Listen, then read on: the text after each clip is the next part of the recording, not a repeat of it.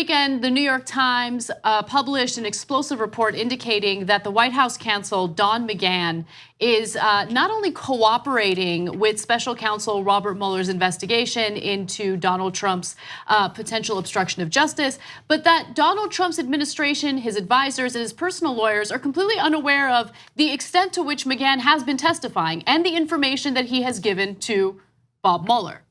The story is insane, and it shows a pretty significant divide among Donald Trump's personal lawyers, or at least previous personal lawyers, and the White House counsel. There's a lot of backstabbing, a lack of trust. I'm gonna give you all the details right now. So in at least 3 voluntary interviews with investigators that totaled 30 hours over the past 9 months, McGahn described the president's fury toward the Russia investigation and the ways in which he urged McGahn to respond to it. He provided the investigators examining whether Trump obstructed justice, a clear view of the president's most intimate moments with his lawyer. Okay, so let me clarify a few things. Some might wonder, well, isn't there attorney-client privilege, or in the case of the president, executive privilege that would help protect the lawyer, the White House counsel, from cooperating with Bob Mueller? Yes. There is a protection called executive privilege. However, Donald Trump's personal lawyers, which included Ty Cobb and John Dowd, encouraged McGahn to cooperate with Mueller because their idea was, if he cooperates, if we cooperate with the special counsel's investigation, this will all go away. Then there will be proof that there was no obstruction of justice and that there was no Russian meddling, or that at least Trump is not guilty of any wrongdoing. Okay, so there was 2 massively wrong assumptions in this series of events. One was the reason Dowd and Cobb, Trump's former personal attorneys in this case, they've now left with their hair on fire. Anyway, decided to let McGahn testify is because they believed Donald Trump that he had nothing to hide. What a preposterous assumption. I mean, are you serious? I know that they barely knew him at the time, but of course Donald Trump has something to hide, of course. So they thought, oh, well, he didn't do it, so there's no harm in McGahn talking to Mueller. If you thought he didn't do it, you would be correct. But you believe Donald Trump? I mean, I guess they assume, no, the client opens up to their attorney, tells them the whole truth so they could help in fighting his case, right? No, Trump's not even gonna tell you guys. Of course he's not gonna tell you, right? So that was wrong assumption number 1. Wrong assumption number 2 might be even more important.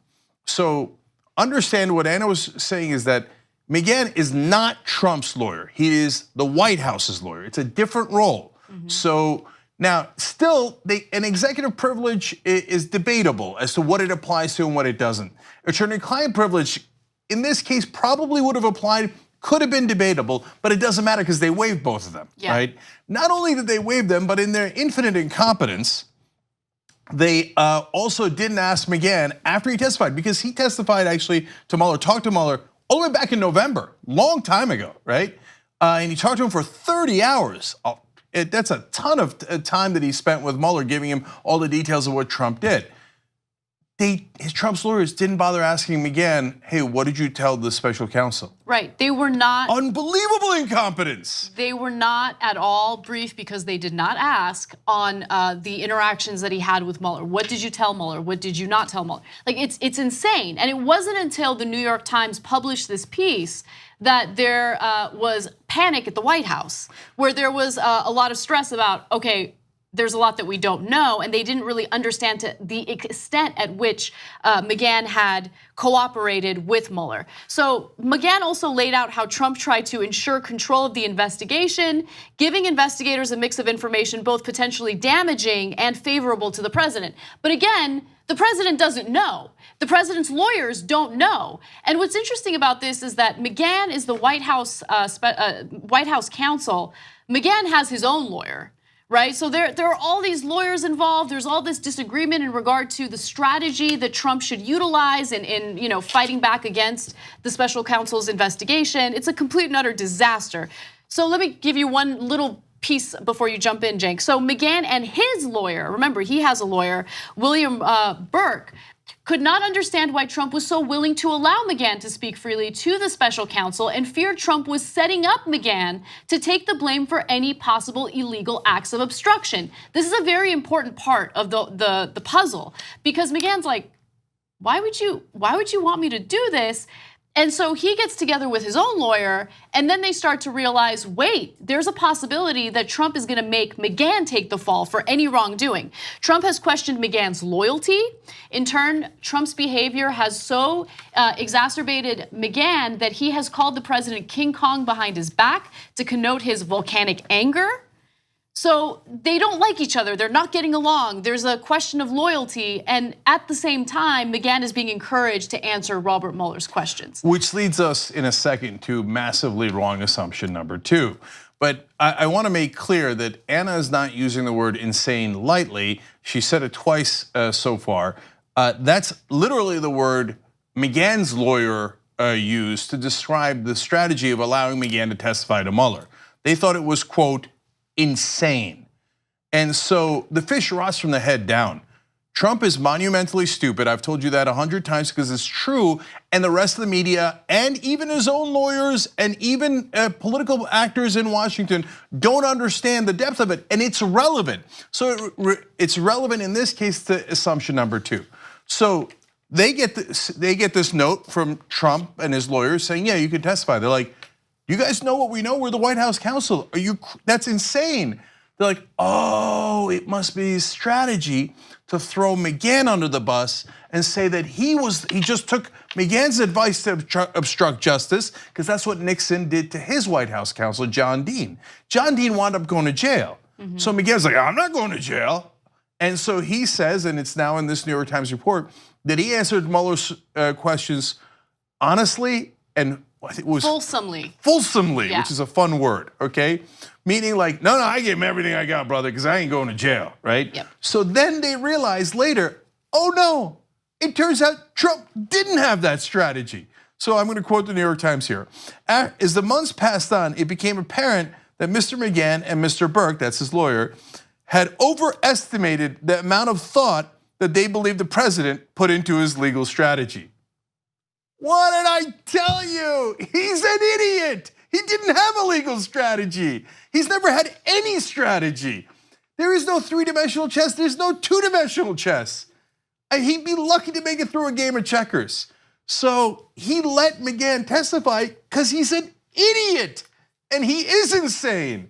He's like, oh, I got this, sure, yeah, okay, yeah, let him testify. He gave 1 million documents, and by the way, you can give him credit for transparency that he gave 1 million documents and let McGahn testify. And if he was really innocent and Mueller comes out afterwards and goes, oh, no, they were open and transparent, at least on those counts, and it turns out they didn't do it, then I take it back, and it turns out, hey, he was transparent for a good reason. But my guess is, and now McGahn and his lawyer's guess is, oh no, this moron, he wasn't gonna throw us under the bus. He just had no idea what he was doing.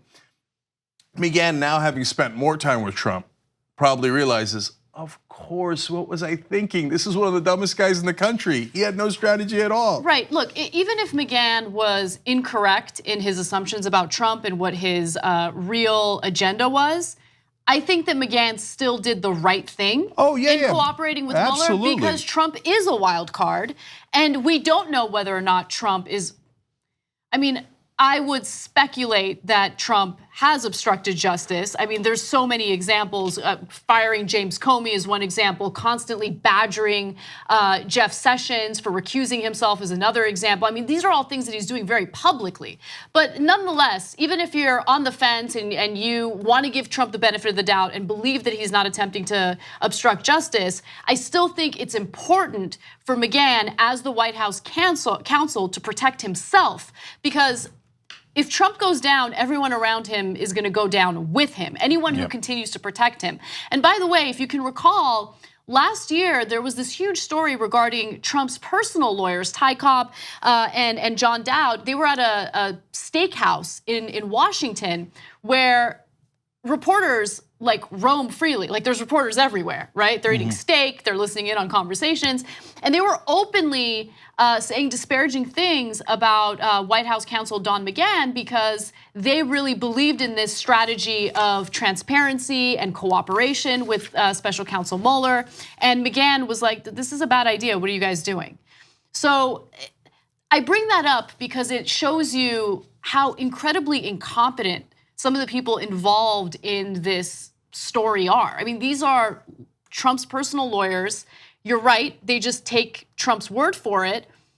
And who knows what Trump is really guilty of, right? But it's just fascinating how his own personal lawyers gave him that benefit of the doubt and constructed a strategy around that. Yeah, and that was a terrible mistake. So, by the way, in the story, it's revealed that Trump did not understand that McGahn is not his personal lawyer. He lacks understanding of very simple concepts. He is the White House counsel. He represents the office, not the person sitting in the office. Well, but that's me. I'm the person sitting in the office. He's my lawyer, isn't he? Oh God, you're so stupid. Okay, so that created an issue. Now McGahn, they say, and he claims, well, I didn't testify that he broke any laws, but he has a very expansive definition of executive privilege and what Trump is allowed to do in the White House. So did he give them information that might indicate that there was obstruction of justice? Well, first of all, a huge part of this is that he's the one that told them that Trump ordered the firing of Mueller. It's just that the others in the office would not do it, including McGahn. Right. So the prosecutors did not know that until McGahn talked to them.